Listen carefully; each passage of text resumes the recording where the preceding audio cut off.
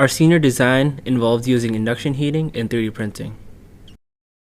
When compared to conduction heating, induction uses alternating current and heating is due to electric eddy currents. In the image on the right, you can see an electromagnetic field being created, where the workpiece experiences flux. Here, the maximum heating performance is conditional and provides a precise temperature control over a certain region. In this slide, the phenomenon is explained. As the filament passes through, it will get heated when coming into contact with the workpiece, which in our case is steel. Using induction heating has many benefits. Heat is transferred without a heating element and is less prone to thermal failure. This method also allows for power transfer through non-magnetic materials as well. It is also safe for users as it cools down quickly. These images shows the initial induction circuit we designed, and it was able to heat up to 300 Celsius in just 2.5 minutes. The next task we had was to design a control system for the induction circuit, so in that way we could control the temperature in the nozzle and the extruder. The control system was designed using an Arduino-based microcontroller and a K-type thermocouple to measure the real-time temperature of the extruder. The design was done in a way where the user can input the desired temperature value using the keyboard, and both the real-time temperature and the set temperature values are shown in an LCD display. A 5-volt relay was used to control the power supply to the induction circuit, where when the desired temperature value is reached, the power supply turns off, and when it falls back, it turns on. This cycle will continue during the period of time the circuit is operated. Some modifications were done to the initial induction circuit to increase the heating capacity of the circuit, and the figure shows the actual circuit we built, and it was able to reach a maximum temperature of 425 Celsius in just 3 minutes.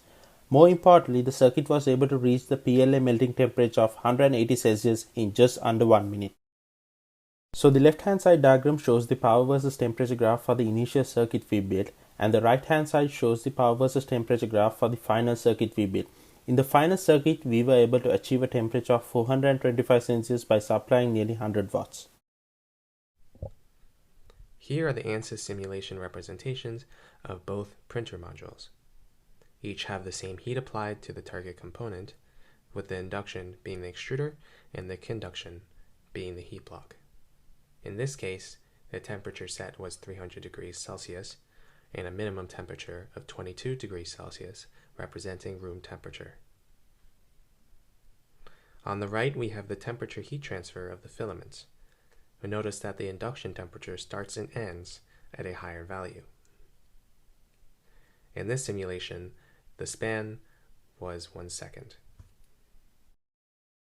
As research progressed, different parameters were experimented for the coil and the filament.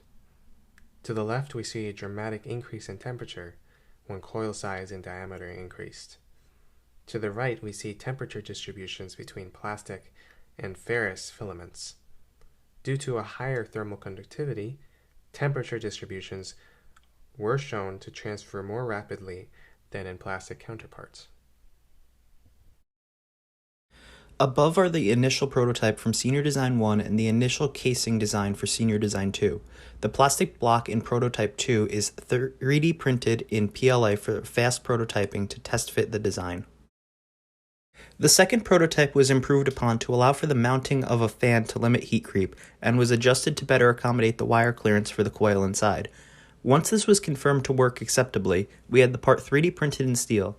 Initially, we had specified this part to be milled in aluminum to mitigate impacts from induction, but due to budget constraints and the availability of tools, we were forced to settle on steel.